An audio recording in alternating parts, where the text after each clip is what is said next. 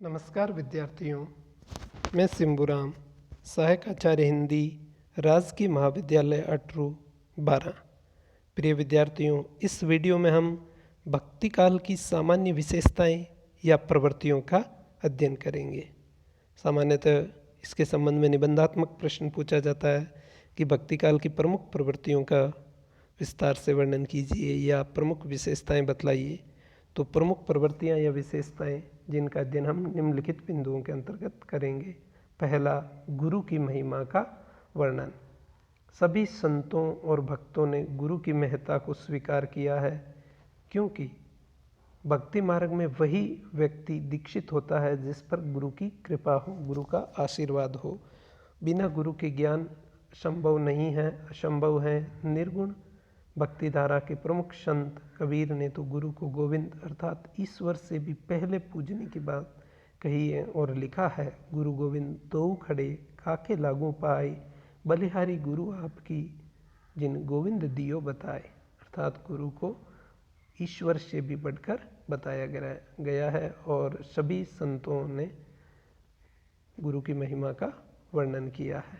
सगुण भक्ति धारा में तुलसीदास जी ने भी कहा है, बिन गुरु कहाँ ते पाऊं, दीजो ज्ञान हरिगुण गाऊं। रामचरितमानस के आरंभ में बालकांड में लिखा है, बंदो गुरु पद पदुम परागा।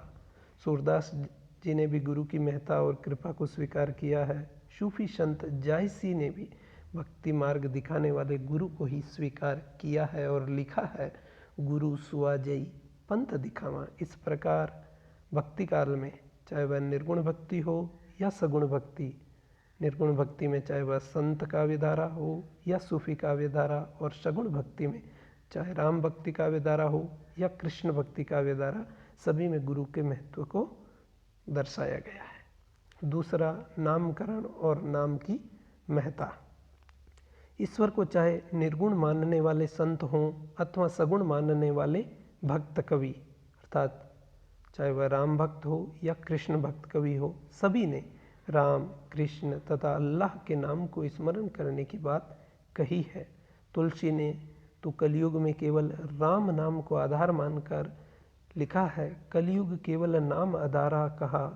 संत कवियों ने राम और रहीम में कोई अंतर नहीं माना है, परंतु कबीर ने राम और तुलसी के राम में भिन्नता देखी जा सकती है।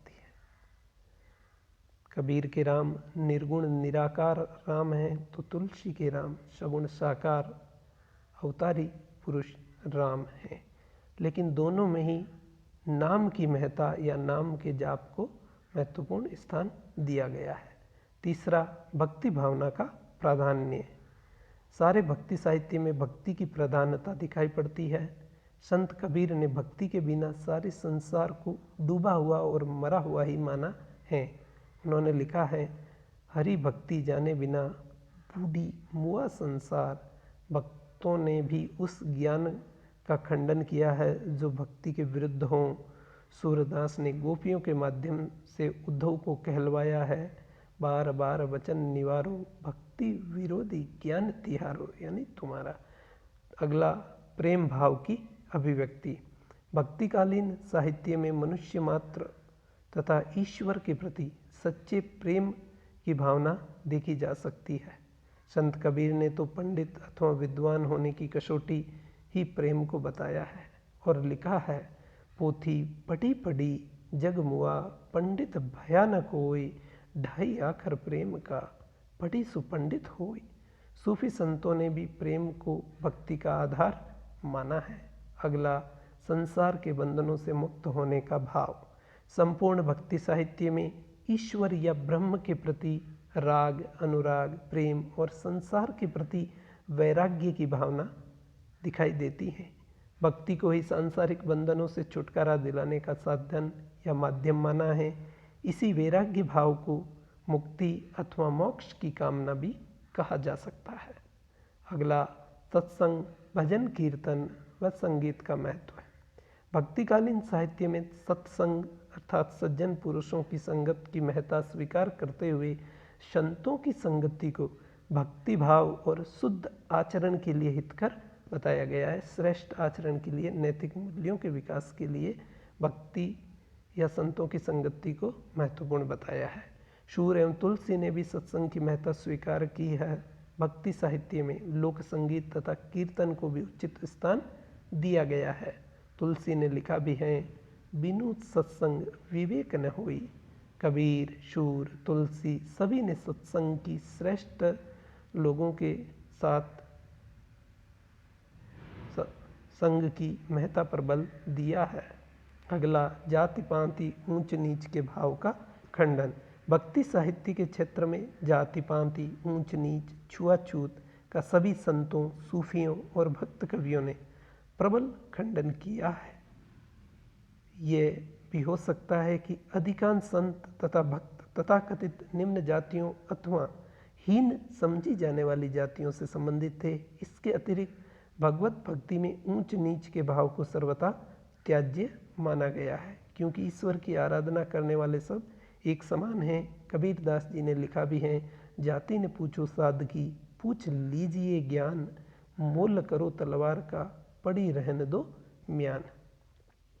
तुलसीदास जी का भी मानना है कि जाति पांति पूछे नहीं कोई, हरि को भजे सो हरि का होई। अगला, भगवान तथा भक्त संबंधी भाव।